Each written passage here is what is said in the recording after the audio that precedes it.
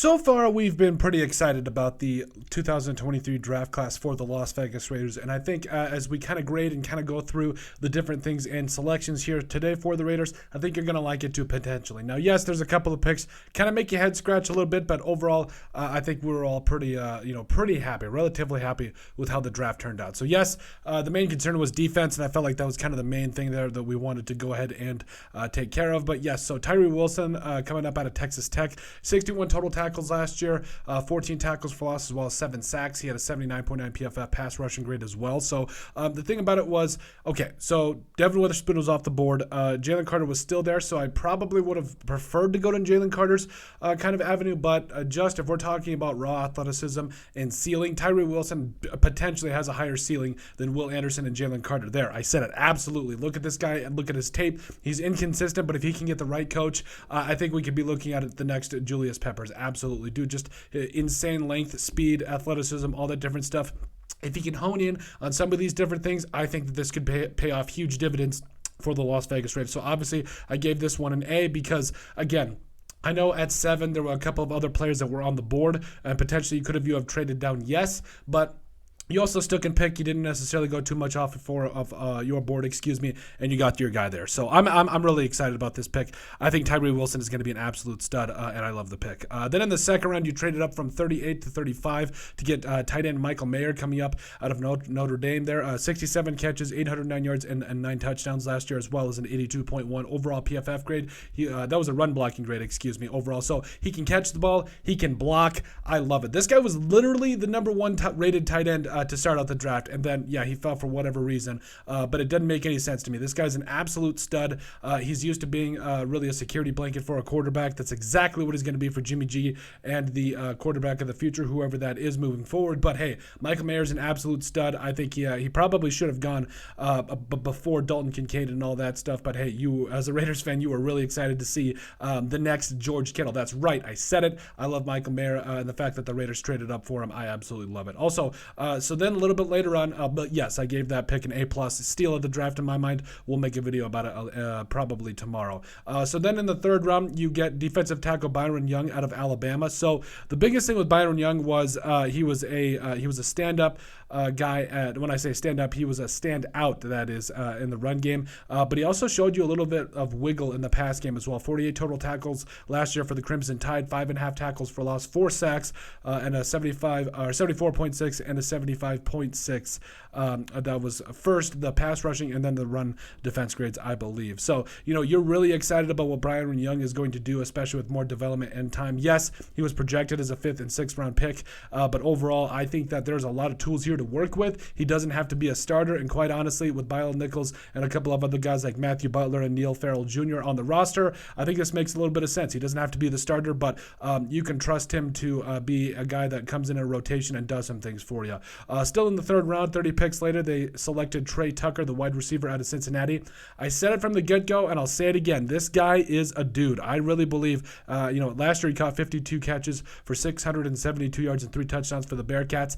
Your offense needs a guy like this who can catch the football, give you a little bit of stuff in the return game, but also be that gadget player that you bring in on, screens, that kind of a thing. Now, Devontae Adams is a stud, but you need another guy that's going to take the attention off of him. I think this was a fantastic pick. I'm really excited for this. I did give it a C+, yes, mainly from where you got him. I felt like maybe you could have got him as late as the 5th round, but Trey Tucker is an absolute stud. They wanted to get their guy. I absolutely love it. That really was the story of the draft for the Raiders. They got their guys, whether it was trading up for Michael Mayer, Ja'Cory Bennett, Aiden O'Connell, whoever it was, they went up and they got their guys, and I absolutely love it. Now, in the 4th round, this is a pick that I really think is underrated by a lot of squads. So 104th overall in the 4th round, real early. The Raiders traded up, and they got Ja'Cory Bennett, the cornerback coming up out of Maryland. Him and Deonte Banks really did themselves some favors throughout the offseason program, or throughout the offseason process, So 39 tackles last year, 1.5 tackles for loss, 2 interceptions, no touchdowns allowed. This dude was an absolute stud. And yes,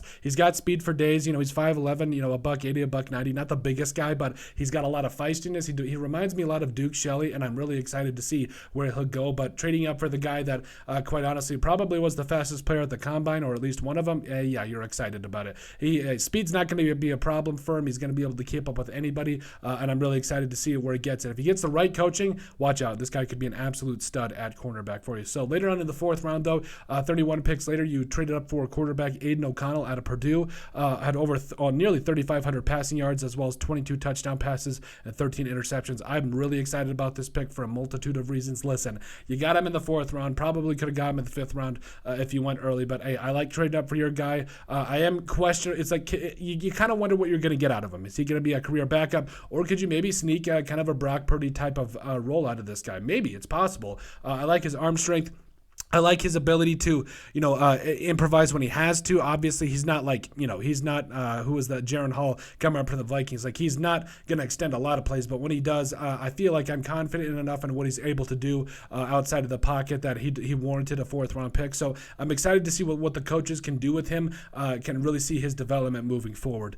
Christopher Smith in the fifth round might be one of my favorite picks of this draft. So Georgia, the safety coming up out of Georgia, 61 tackles last year for the Bulldogs, including an interception. I think he had 3 interceptions. That was a tackle for loss. Anyway, 70.6 PFF coverage grade. This dude's an absolute stud. And yes, you brought in Marcus Epps. You still have Trayvon Moehrig, whom I love. But getting a guy as a depth piece here, I love it. Plus, I think he could develop into a starter. At the very least, he's going to be a fantastic special teamer for you. In the sixth round, Amari Burney, the linebacker coming up out of Florida. So don't get me wrong. I love Burney. He's going to be a huge part of the special teams moving forward. But in the sixth round, I just felt like, I don't know, like there were some dudes like Ivan Pace Jr. who went to the Vikings as a UDFA, made a lot of sense to me. So this particular pick, didn't necessarily understand it, but I feel like you can still get quite a bit out of him, even though he wasn't a UDFA. 79 tackles, 9 tackles for loss, 4 sacks, and 2 picks last year for the Gators. I still like the pick overall. I just felt like you could have got him in the 7th, or maybe had him be a UDFA.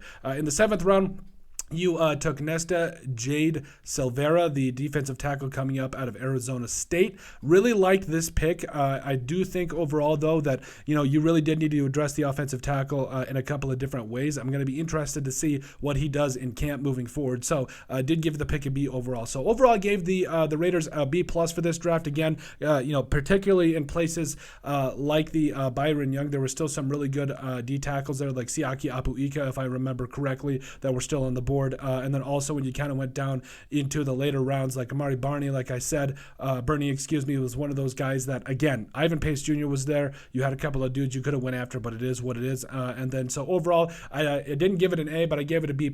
And obviously the coaches see something in some of these other players that they took a chance on. So, but that is it. B+ overall for the Las Vegas Raiders when we grade the 2023 NFL draft picks. Let us know what you guys think. What grade would you give them? Make sure you guys like and subscribe down below. Leave a like and a comment. It helps people find the show. We greatly appreciate all your guys' support. You guys are all truthfully awesome. We love every single one of you. Down in the description below, you'll find all of our social media platforms. So give us a like and a follow there. Also remember to give us a listen and sub on iTunes. And finally, if you have anything else you'd like us to cover, send us an email at thesportsbp@yahoo.com or put it in the comment section down below, and we would love to cover it. But let us know what you guys think of our grading of the 2023 Las Vegas Raiders draft class.